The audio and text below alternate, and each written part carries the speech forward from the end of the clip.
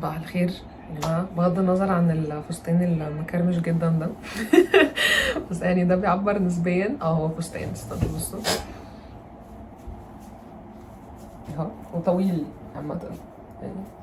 بس انا بحب قوي الفستان ده في الصيف، بلبسه على طول. بس انا يعني معرفش ليه لبسته دلوقتي، بس بغض النظر.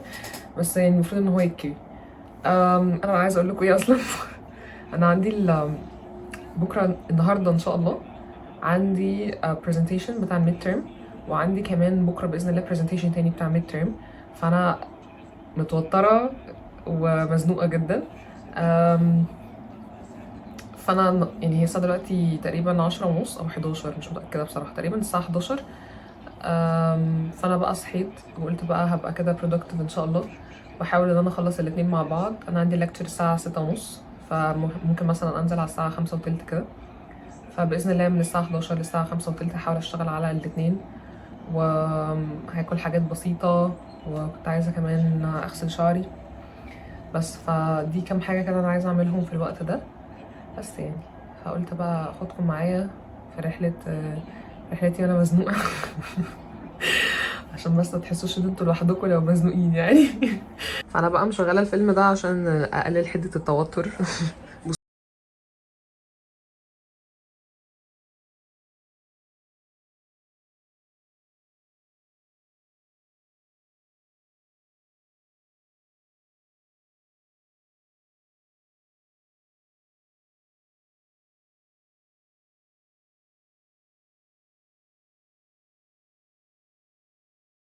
بقول علشان حاسه ان انا متوتره. احنا البروجكت اللي احنا هنعملها الاولانيه عن حاجه اسمها CPDC. انا عندي اصلا يعني في 3 كمان شغالين على نفس الحاجه. هم المفروض ان هم كلهم خلصوا الحاجات بتاعتهم، وانا ناقص الحته بتاعتي، وانا الحته بتاعتي هي الانترو. فانا بقى هعملها وادت ده كده بيبقى شيرد فايل كلنا بنشتغل عليه في نفس الوقت اونلاين، بدل بقى ما نتقابل وكده يعني. بس فانا بقى هعمل السلايدز الاولانيه اللي هنا اللي ما بين ده وده، وبعد كده ان شاء الله هبعته انا للبروفيسور، المهم قبل الساعه 6:30 يعني. تسألوني أنا ليه متأخرة؟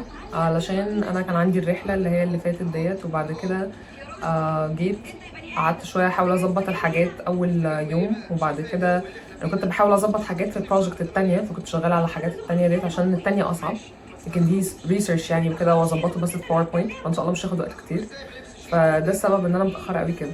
بس وحتى كمان أساسا يعني المادة التانية دي أنا مش عارفة انتوا سامعيني ولا لأ من البتاع ده، ثانية كده. وحتى اصلا البروجكت التانية ديت انا كنت عماله اعمل ميتينجز مع بروفيسور، انا كنت عماله احاول اعمل ميتينج مع بروفيسور علشان اعرف انا ايه الخطوه الجايه اللي انا هعملها وكده، عشان هو طالب مننا حاجات اعلى بكتير من المستوى اللي احنا فيه دلوقتي. واخيرا عرفنا نظبط حاجه واسمه ايه ده، وعملنا زوم ميتينج امبارح بالليل على الساعه 8 كده. قال لي المفروض ان انا اعمل ايه وكده، فهو اداني افكار جديده قبل الامتحان على طول. فعشان كده انا كنت اللي هو دماغي مش متظبطه خالص، مش عارفه اصلا اركز مع ديت علشان التانية اصعب بكتير. فبس يعني وانا ديت التانية انا بعمل بروجكت لوحدي، لكن ديت في تيم ميتس. فقلت يعني الموضوع هيتشال شويه، مش هيبقى باين ان هو بايظ خالص، بس انا ان شاء الله هظبطه يعني. انا مش يعني كده كده البارت بتاعي انا اللي هعمله، مفيش حد عمل لي حاجه. بس فهبتدي بقى اعمل الكلام ده، وكمان انا جعانه فهعمل اللي هو زبادي بقى بالفواكه وكده. احنا ابتدينا شهر جديد، فابتديت بقى كالندر جديد. بصوا الكالندر دي كيوت قوي. دي كانت عجباني قوي بتاعت ابريل ديت، اللي هي التشيري بلوسومز وبتاع، فكانت كيوت قوي بجد. دي بقى بتاعت ماي. بونتو تريكايا يعني اديك كيس هو لونه عشان بقى يحافظ على البيئة وكده، فمش عارفة يعني الشعار بتاع شهر 5 الحفاظ على البيئة، مش عارفة. وشوبينج وكده. انا الحمد لله خلاص سلمت اول حاجة اللي هي المفروض ان انا هعمل لها برزنتيشن النهاردة. انا الحمد لله الموضوع ما خدش وقت كتير يعني. بس بقى بعمل الفطار، بغض النظر ان هي الساعه دلوقتي 1. بس انا يعني هاكل، وبعد كده ان شاء الله قبل ما انزل تاني هحاول اكل حاجه خفيفه برضه، مثلا اعمل بيض او حاجه زي كده. انا طلبت تاني اللي هي اسمه ايه ده، توت، وكمان اللي هي الفواكه اللي هي ديت اللي فيها بابايا ودراجون فروت ومانجا، علشان انا بحب ديت اكتر بكتير من اللي كان فيها البطيخ. مش عارفه لو انتوا فاكرين. ودوت اللي هو توت ميكس، انا دي اكتر كومباينيشن بحبها. وكمان طلبت ميكس نتس علشان كانت خلصت عندي. بس احنا جاهزين. انا في طبيعتي يعني بنسبه كبيره جدا انا شخص متفائل قوي في اغلبيه الوقت. يعني بحاول دايما اعرف، يعني حتى لو هي حاجه وحشه حصلت لي دايما بحاول افكر ان ربنا سبحانه وتعالى عنده يعني خطه اكبر بكتير من الحاجه اللي انا اقدر ادركها للموضوع نفسه. فدايما بحاول الاقي سبب للحاجات اللي بتحصل حواليا، وكمان ببقى مقتنعه انه انا مهما فكرت ممكن برضو ما اقدرش اوصل للسبب، علشان دي سعه ادراك البني ادم اكيد اقل بكتير من اللي بيحصل حواليه في بعض المواقف يعني. بس انا الفتره دي انا بجد كنت بمر بقى باللي هو ايه، حاسه ان كل حاجه مش بتمشي زي ما انا عايزه، لكن برضو في نفس الوقت كنت عماله افكر. بس انا لما بنبقى في اللحظه نفسها في ان احنا بنفكر ان كل الحاجات دي مش بتمشي بالطريقه اللي احنا عايزينها، ما بنبقاش عارفين نخرج نفسنا من الموضوع، ما بنبقاش عارفين نخرج كده ونفوق اللي هو ايه ده، لا يعني سناب اوت اوف ات، ما تفكروش بالطريقه ديت، ما بتعرفوش لما بنبقى في اللحظه نفسها. ف بعد ما اللحظه دي بتعدي بشويه بقعد افكر انه منطقي جدا ان ممكن يكون كل اللي انا فاكراه ان هو الحاجات الكويسه اللي بتحصل لي او العطله اللي بتحصل دي انا شايفاها مثلا ان هي حاجه مش كويسه، لكن في نفس الوقت ممكن تكون الحاجه دي المفروض تتعطل علشان توصل لاحسن نتيجه، الحاجه دي المفروض ما تمشيش عشان حاجه تانية احسن هي اللي تيجي، الحاجه ديت المفروض ان انا ما اعملهاش علشان اعمل حاجه تانية اقوى بكتير. ف هي المشكله بقى ان في اللحظه نفسها ان انا اعرف اقنع نفسي ان انا افكر بالطريقه دي، الموضوع بيحتاج مجهود. فانا شايفه انه منطقي جدا ان احنا نعدي فتره نبقى حاسين ان كل حاجه بتتدمر من حوالينا، لكن الفتره دي ما تطولش، ونحاول نخرج نفسنا منها بسرعه بالتفكير الايجابي، بالتفكير بان احنا مثلا نعمل حاجه تحسسنا شويه ان احنا نقدر نشوف المشكله بتاعتنا من بعيد، مش ان احنا نبقى منغلقين وبعمق في المشكله او الحاجات اللي احنا بنكبرها ونعملها مشاكل مع انها اصلا ممكن ما تكونش كبيره للدرجه دي. يعني انا امبارح مثلا كان هو ده اليوم بالنسبه لي اللي انا كنت بجد بفكر فيه كتير جدا. بعد كده لما قعدت انا اصلا وانا في اللحظه نفسها عماله اقول روان انت بس حاسه بكده لان انت وراكي كذا حاجه عايزه تعمليها ومش عارفه تعمليها، عشان كده حاسه ان الدنيا كلها بتنهار من حواليكي. انا عماله احاول اقنع نفسي بالموضوع، انا عارفه ان انا اللي بكبر الموضوع في دماغي، انت مش قادره اخرج نفسي من فكره ان الافكار ديت هي اللي منحازه على كل حاجه. ف يعني من اكتر الحاجات بقى اللي بتساعدني ساعتها ان انا مثلا انزل اتمشى، ان انا ابتدي احط خطه للموضوع على ورق، اطلع الموضوع دوت على الورق ان انا هعمل كذا وكذا وكذا، ودي الخطوات اللي انا هعملها علشان نقلل اكبر قدر ممكن. او بقى في استراتيجي انه يعني ايه احنا كلنا هنموت كده كده ومفيش اي حاجه اصلا مهمه في الحياه ديت، في الاستراتيجي دي برضو، بس انا دي اخر حاجه، دي بخليها دايما اخر حاجه بعملها مش اول حاجه بعملها. بس ف فانا حبيت يعني اشارككم مشاعري لان انا لما كنت بفكر بس في فكره ان انا عندي ورايا حاجات المفروض ان انا اخلصها، بتخليني بقى افكر اوفر ثينك في كل حاجه بقى تانية. ايه ده يا نهار ابيض، ده انا عايشه هنا لوحدي بعيد عن اهلي، ايه ده يا نهار ابيض، ده انا هو انا اللي انا بعمله في حياتي ده صح ولا غلط، ايه ده يا نهار ابيض ده انا خلاص مش عارفه قربت اتم 30 سنه، بغض النظر ان انا يعني هتم 28 بس ساعتها الموضوع بيكبر في دماغي. ده انا قربت اتم 38 قربت اتم 30، هل اللي انا بعمله في حياتي ده صح؟ هل يستاهل اللي انا بعمله ده في حياتي؟ انا قاعده هنا بعمل ايه؟ انا ما عملتش لسه حاجه من الحاجات اللي عايزه اعملها في حياتي كده. والموضوع بقى يكبر يكبر يكبر بقى لحد ما ايه نوصل لمشاكل كونيه كبيره وما نعرفش نتحكم في الموضوع. ف فيعني انا مش عارفه لو انا بس اللي بيحصل لي كده، بس انا دايما الثينكينج بروسس بتاعتي من مشكله صغيره قوي بقعد اكبرها اكبرها اكبرها لحد ما اوصل الموضوع لحاجات يعني مشاكل بقى، كل بقى المشاكل اللي في دماغي تطلع بقى تخليني ايه افكر في كل حاجه مع بعضها. يا نهار ابيض كل حاجه بقى، يا نهار ابيض يا نهار ابيض كده بس فانا بقى امبارح قررت ان انا اعمل اسلوب من الهروب، وان هو ان انا انام، عشان انا لما بحب اهرب من الواقع بنام. وقعدت اقنع نفسي انه اكيد انا بس ايه انا مكبره الموضوع، عشان انا ببقى عارفه ده، لان تاني يوم لما ببتدي ابص للمشكله بحس ان هي اصغر بكتير. قعدت اقول خلاص انا اكيد مكبره المشكله وكده ونمت. وسبحان الله فعلا لما صحيت دلوقتي تاني يوم حاسه ان انا كنت هي مشكله وليها توابع، والمفروض ان انا ابقى متوتره نسبيا بسببها، لكن مش زي ما كان تخيلي ان الدنيا كلها بتنهار من حواليا بجد. في فرق جبار ما بين ان انا احس ان انا خلاص حاسه ان حياتي كلها بتتدمر، وان انا عندي مشكله معينه المفروض ان انا اواجهها. كان انا دايما بعمل كده.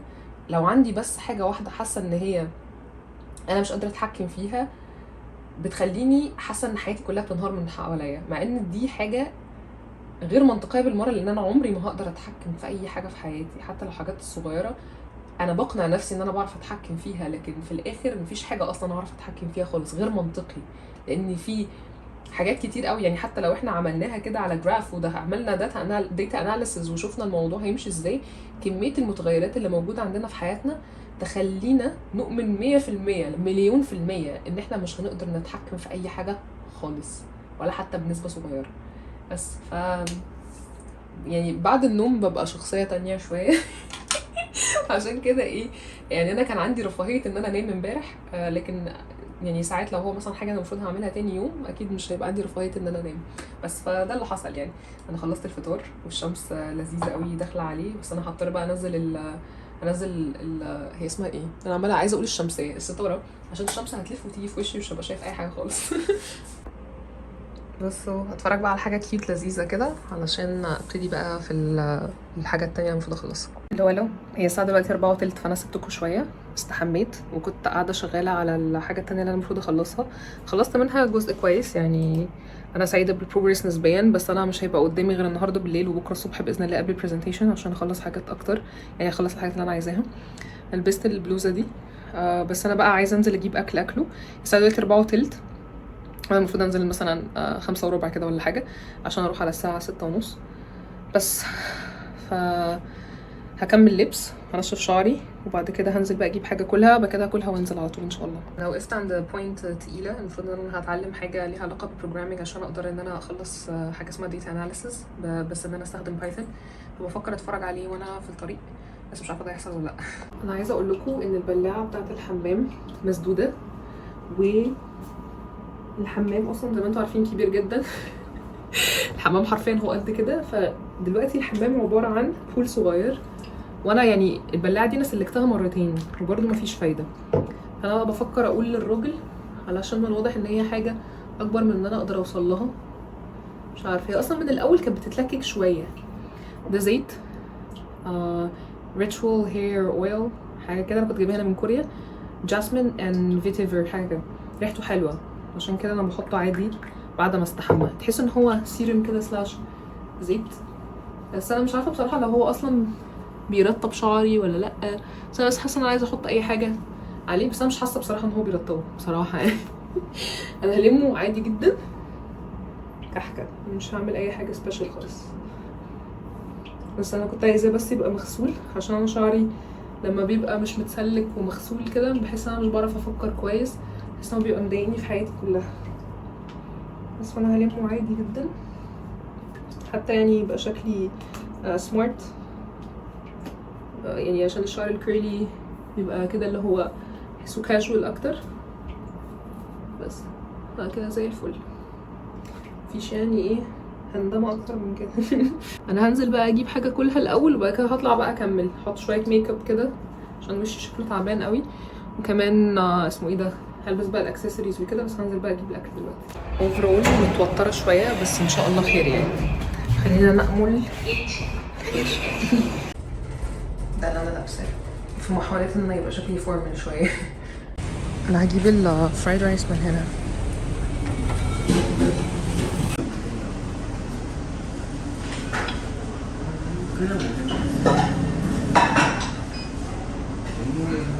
انا قعدت 10 ساعات بحاول اختار، علشان المنيو اللي انا متعوده ان انا اجيبه من هنا، يعني الطبق اللي انا متعوده اجيبه من هنا اختفى، ما بقوش خلاص بيعملوه، انا حزينه جدا.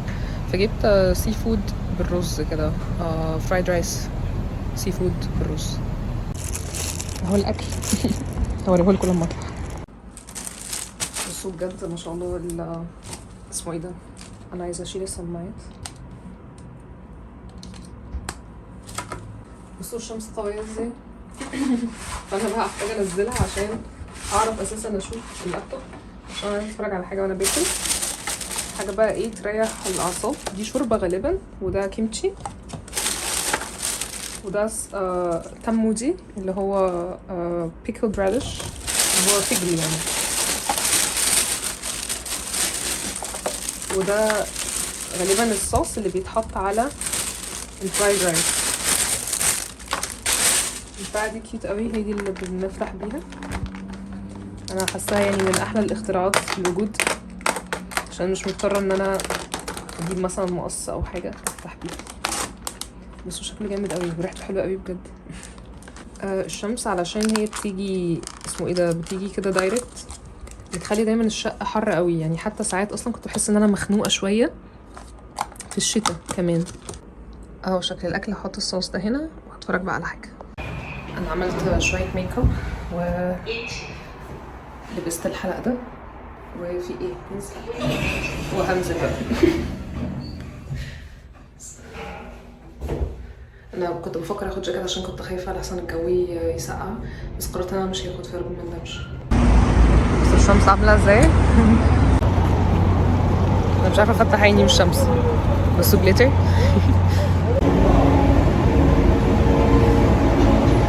انا معجبه قوي بالالوان بتاعه الحلق مع البلوزه. ده الدنيا بتاعه الجيم.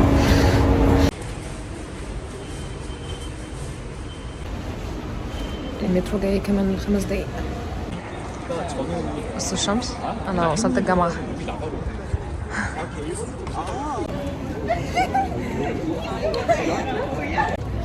المحاضرة المفروض الساعة 6:30، دلوقتي الساعة 6:22 دقيقة. المفروض ان لحد الطريق حوالي ربع ساعة بس، فانا بتسابق مع الزمن. بصوا السما شكلها حلو قوي.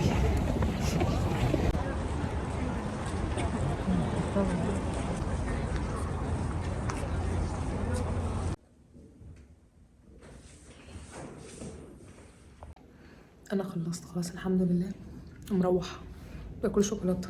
البرزنتيشن كان لذيذ الحمد لله، الموضوع عدى. بتاع بكرة بقى هو المشكلة، بس ان شاء الله مفيش مشاكل بإذن الله. الدنيا ساقعة سنة عشان كسلت اخد الجاكيت، فالمفروض استحمل بقى. عشان انا بقد قراراتي. انا لسه نازله من الباص دلوقتي، الحلق وجع لي ودني فقلعته. بس انا قررت ان انا هتمشى شويه وبعد كده بقى اروح انام باذن الله، واصحى بقى اشوف هعمل ايه. في الحوار اللي عندي ده. بس انا اتفرجت على فيديوز وانا في المترو عشان افهم شويه انا هعمل ايه، وربنا يستر.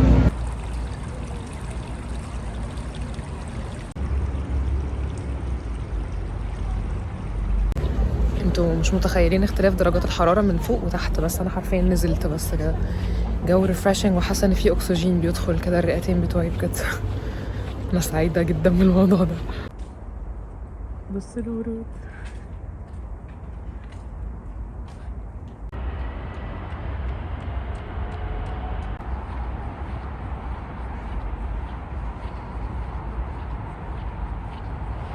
انا وصلت البيت واول حاجه دخلت اعملها ان انا اعمل داونلود لحاجه كده المفروض انها تساعدني ان انا اعمل البروجكت يعني. بس انا حاسه ان انا جعانه جدا، فهسلق بس بيضتين عشان انا اصلا شويه وهنام يعني، فمش عايزه حاجه تقيله. واشوف بقى الحوار ده ايه اللي هيحصل فيه. انا غسلت وشي من الميك اب لحد ما الميه غليت. احط بيضتين بس تحطهم بالراحه. انا بخاف قوي من الخطوه دي، خاصه كمان ان هي بتبقى ساقعه والميه سخنه، فممكن اساسا الشوك بس من حراره الميه تخلي البيض يتكسر. لازم ابقى بالراحه عليهم كده علشان ايه متنفجرش مننا.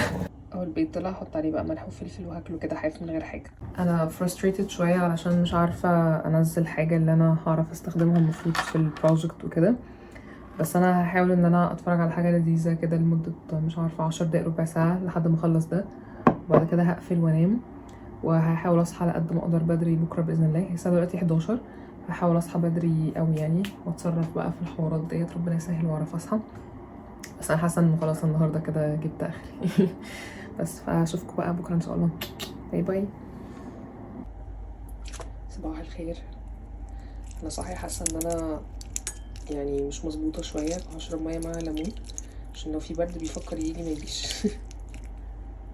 انا صاحيه من على السرير نازله على هنا على طول، فده وش ناس صاحيه من النوم، معلش بقى بصوتي. بس انا يعني نزلت قعدت على اللابتوب عشان احاول انقذ ما يمكن انقاذه.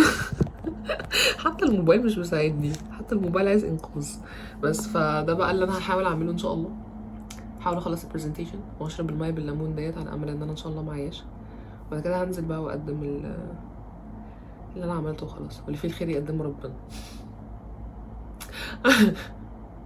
عادي عادي ان شاء الله، كله بيعدي ان شاء الله خير.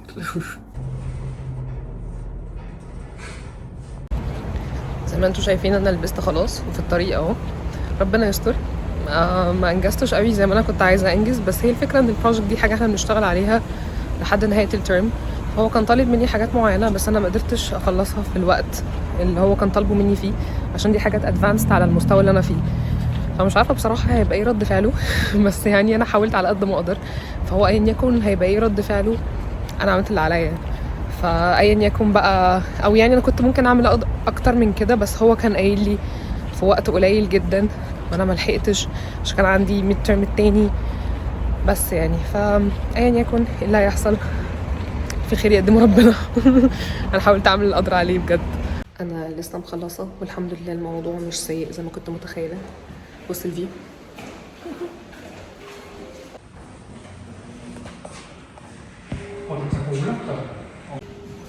بص الشمس.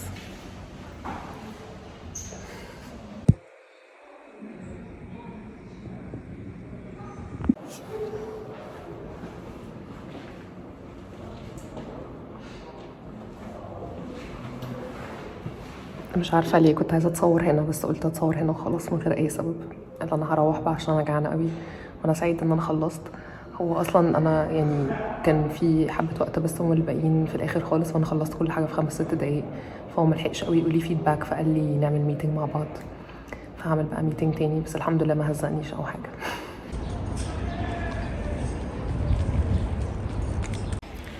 انا جعانه اوفر، فهجيب سناك من كونفينينس ستور علشان هموت في الطريق، والدنيا بتبقى زحمه وهبقى واقفه وكده، فيعني هيبقى الموضوع اوفر.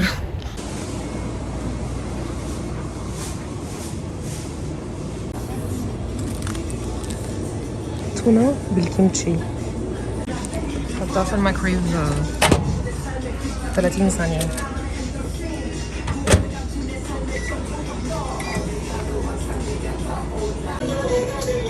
هاكلها بقى، هاكلها هنا في حته بقى. بصوا الجبال باينه هناك ازاي، شكلها حلو قوي. انا وصلت المفروض ان انا كنت اركب باص، بس انا هتمشى للبيت عشان انا مش قادره اقف تاني، مش قادره اشوف ناس تاني لحد ما اروح. بصوا الورود دي. ايه الهزار ده؟ ايه ده بجد؟ بس مش حقيقيه من كتر ما هي حلوه. بصوا بجد اللون بتاعها رهيب، سبحان الله بجد. الهزار ده. بصوا هو ده شكلها اصلا، بس انا كنت مقربه لكم يعني هي في وسط الشارع ازاي. ده بقى البارك اللي انا هتمشى فيه لحد البيت ان شاء الله. حاسه ان انا كنت بقول لكم ان انا حاسه ان انا حياتي رجعت لي تاني بعد ما خلصت البرزنتيشن ده بجد. فاكرين ده الشجر اللي انا كنت وريته لكم المره اللي فاتت اللي هو كان فيه ورود، وده كمان كله بقى اخضر، بس اللون حلو قوي بجد. انا كنت خايفه قوي من الموضوع، والحمد لله الموضوع مع البروفيسور طلع احسن مما انا كنت متخيله. بس هو غالبا عشان ما كانش عندي وقت ان هو يرخم عليا، عشان كان خلاص ناقص 10 دقايق وهو بقاله 3 ساعات بيرخم على الناس، فما عرفش يرخم عليا. يا قطه هاي.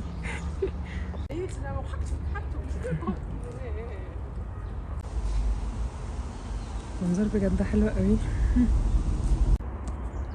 بصوا السمكه.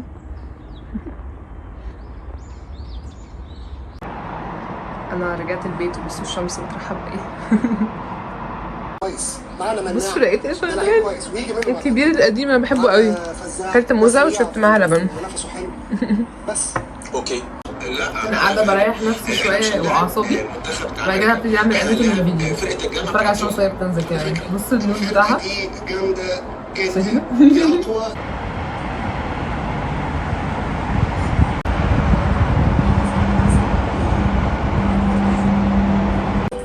لا لا لا بيهزروا. بصوا اللي اشتغل بعدها راجل وست ستات. بجد الحاجتين المفضلين عندي في الحياه. الشمس خلاص نزلت، بصوا لون السما حلو قوي. انا كان كان عندي كام حاجه كده كنت عايزه اخلصهم على الانستجرام، خلصتهم ونزلت اجيب فراخ مقليه عشان انا مكسله جدا اطبخ. معلش هدي لنفسي اجازه بقى اليومين دول، مع اني بقالي اسبوعين تقريبا مدين نفسي اجازه، بس يعني مش مشكله. بكره بقى ان شاء الله نطبخ باذن الله، عشان بكره باذن الله يوم كله في البيت، فان شاء الله هبقى حاسه ان انا عايزه اطبخ. انا عايزه اقول لكم ان ده مثلا تالت او رابع محل بتاع اسمه ايه ده فراخ مقليه تحت البيت. فالكون كله متآمر ضدي ان انا اتخن بجد. فرايد تشيكن في كل حته. فيها مثل فراخ وهتفرج على فيلم.